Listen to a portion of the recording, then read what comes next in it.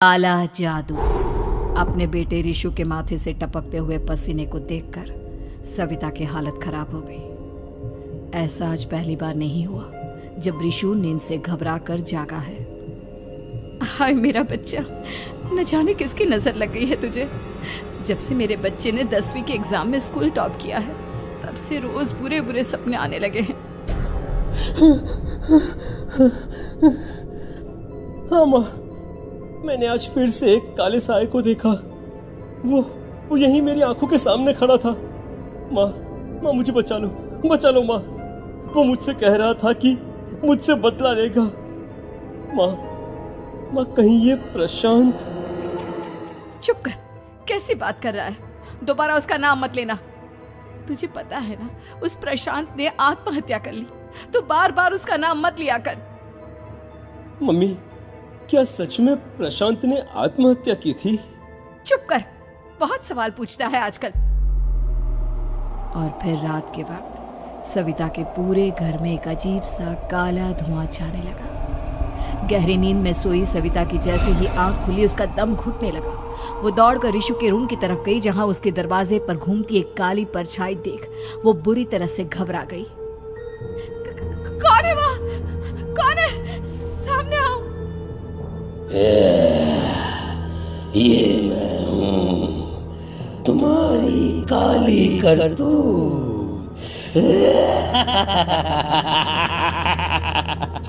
और अब मैं तुम्हारे बेटे को ले जाने आया हूँ। नहीं, मेरे बच्चे को छोड़ दो प्लीज। मेरे रिशु को कुछ मत करना। वो परछाई रिशु के कमरे में घुस जाती है। सविता भी उसके पीछे पीछे दौड़कर जाती है और देखती है कि अब वो साया साफ नजर आ रहा था। वो सर से पैर तक खून में सना हुआ था और उसके शरीर के सारे अंग कटे फटे हैं। क्या चाहिए तुम्हें? तुम जो बोलोगे मैं करूंगी, लेकिन मेरे रिशु को छोड़ दो। उस परछाई ने रिशु को गर्दन से पकड़कर दीवार के सहारे हवा में उछाल दिया। रिशु जोर जोर से चिल्लाने लगा। माँ बचाओ मुझे, बचा लो माँ। ये मुझे मार डालेगा। माँ मुझे बचा लो माँ। नहीं ऐसा मत करो। मुझे मार दो लेकिन मेरे बच्चे को छोड़ दो। मैं तुम्हारे आगे हाथ जोड़ती हूँ। वो परछाई रिशु को जमीन पर गिरा देती है और अचानक वहां से गायब हो जाती है। रिशु, मेरा बच्चा, तू ठीक तो है ना? कुछ बोल बेटा, क्या हुआ है तुझे? मैं ठीक हूँ माँ। क्या हुआ था यहाँ पर? कुछ नहीं बेटा, कुछ नहीं। तू परेशान मत हो। हम कल ही गांव के बाहर जो तांत्रिक महाराज रहते हैं उनके पास चलेंगे। ठीक है माँ, हम जल्द ही उनके पास चलेंगे। मुझे बहुत डर लग रहा है माँ। ये बार बार मुझे डरावने सपने आना, ये सब हमारे साथ क्यों हो रहा है माँ? अगले दिन सविता अपने बेटे रिशु को लेकर गांव के बाहर तांत्रिक के पास जाती है। जिस जगह पर तांत्रिक रहा करता था वो जगह बहुत डरावनी थी। चारों तरफ कंकाल और खूब भूतियां नजर आ रही थी। गांव से दूर वीराने में उस जगह पर जोर से आंधी चल रही थी। रिशु ने डर कर अपनी माँ का हाथ पकड़ लिया। माँ मुझे बहुत डर लग रहा है। ये कैसी जगह है? देख बेटा, हमारे साथ जो कुछ भी हो रहा है उसका इलाज सिर्फ और सिर्फ ये तांत्रिक महाराज ही बता सकते हैं। अब यही है जो हमें प्रॉब्लम से बाहर निकाल सकते हैं। जैसे ही सविता और रिशु तांत्रिक की झोपड़ी के अंदर पहुंचे, वहां का नजारा देखकर उनकी आंखें फटी की फटी रह गई। तांत्रिक की झोपड़ी के अंदर कई सारे लोग अपनी गर्दन घुमा घुमा कर जोर जोर से चीख रहे थे। कौन हो तुम और यहाँ क्यों आई हो? महाराज, मेरे बेटे को कुछ दिनों से एक डरावनी काली परछाई नजर आती है और कल रात उसने मेरे बेटे पर हमला भी कर दिया।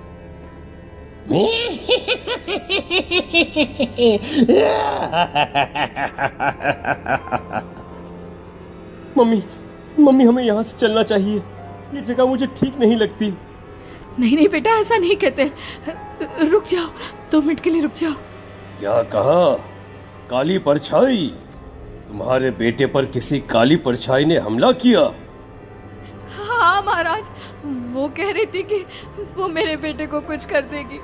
कोई उपाय बताइए महाराज, मेरे बेटे के साथ कुछ गलत नहीं होना चाहिए। तुमने किसी दूसरे के साथ गलत किया है। तो तुम्हारे साथ भी गलत होकर ही रहेगा। तुमने किसी की जान ली है, किसी को मार डाला है तुमने। नहीं महाराज, मैंने ऐसा कुछ नहीं किया। मैंने किसी की जान नहीं ली। मुझे कोई उपाय बताइए। लगता है तुम इतनी आसानी से नहीं मानोगी। मैं तुम्हें अभी उस काली परछाई से मिलवा देता हूँ और वही सारा सच तुम्हारे सामने लेकर आएगा। सविता और ऋषु ने डर के मारे अपनी आंखें बंद कर ली। तभी अचानक तांत्रिक की झोपड़ी में अजीबोगरीब आवाजें गूंजने लगी। सविता और ऋषु बुरी तरह से कांप रहे थे। आंखें खोलो और अपने सामने देखो। क्या यही है वो जिससे तुम कल रात को मिली थी? बताओ मुझे। हाँ, इसने कल रात मेरे बेटे के ऊपर हमला किया था। ये उसी लड़के की भटकती हुई आत्मा है जिसे कुछ दिन पहले तुमने मार डाला था। मम्मी ये महाराज क्या कह रहे हैं? क्या सच में आपने किसी की जान ली है, किसी को मार डाला है? अगर हाँ तो बताइए ना मम्मी, किसको मारा है आपने? किसको? तुम्हारी माँ इतनी आसानी से सच नहीं बताएगी बेटा। इसने एक बच्चे की जान ली है। कहीं उसका नाम प्रशांत तो नहीं महाराज? वो मेरा दोस्त है, मेरा मतलब मेरा पड़ोसी है। सही पहचाना। देखा सविता, तुम्हारा खुद का बेटा भी जानता है कि तुमने किसी के प्राणों की बलि चढ़ा दी और इसीलिए अब उसकी बुरी आत्मा तुम्हारे घर में भटकती है। मुझे माफ कर दीजिए महाराज, मुझसे बहुत बड़ी गलती हो गई।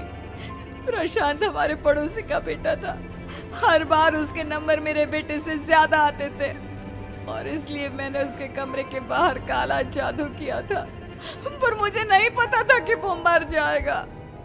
तुम्हारे उसी काले जादू वाली गुड़िया के अंदर एक बुरी आत्मा थी जिसने उस बच्चे के दिमाग पर बुरा असर कर दिया और उसी की वजह से उस लड़के ने अपनी बालकनी से कूदकर आत्महत्या कर ली।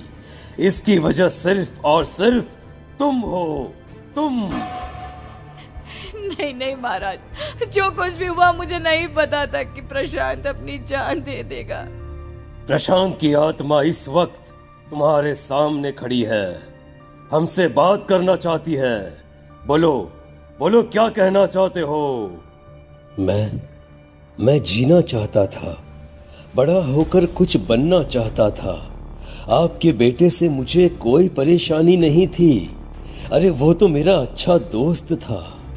मुझे माफ कर दो बेटा, मुझसे बहुत बड़ी गलती हो गई, मुझे माफ कर दो। माफ करने से मुझे वापस जिंदगी नहीं मिल जाएगी।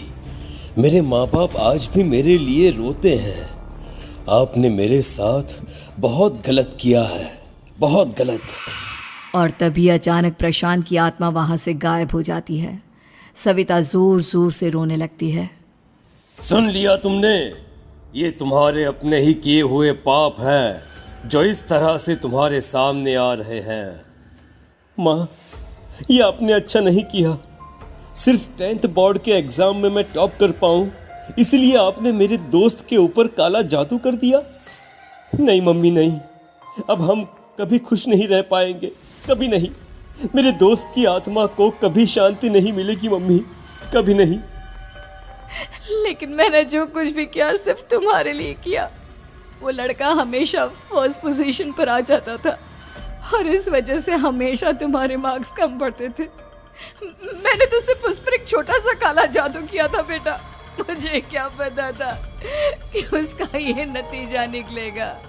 जिस गुड़िया को तुमने उस लड़के के कमरे के दरवाजे पर लगाया था, दरअसल उसके अंदर एक बुरी आत्मा का प्रवेश हो गया था, जैसा कि अक्सर काला जादू करते समय हो जाता है। मुझे अपनी गलती का एहसास हो गया है। मैं प्रायश्चित करना चाहती हूँ, आप बताइए मैं क्या करूँ? प्रशांत के घर जाकर उस काली गुड़िया को वहां से निकालकर यहाँ लेकर आओ। मैं उसे आग में जलाकर राख कर दूंगा और उसके बाद प्रशांत की आत्मा को हमेशा के लिए मुक्ति मिल जाएगी। अगली रात सविता चुपचाप अपने पड़ोसी प्रशांत के घर जाती है। प्रशांत के माँ बाप प्रशांत की मौत के बाद उस घर को छोड़कर हमेशा के लिए वहां से चले गए थे।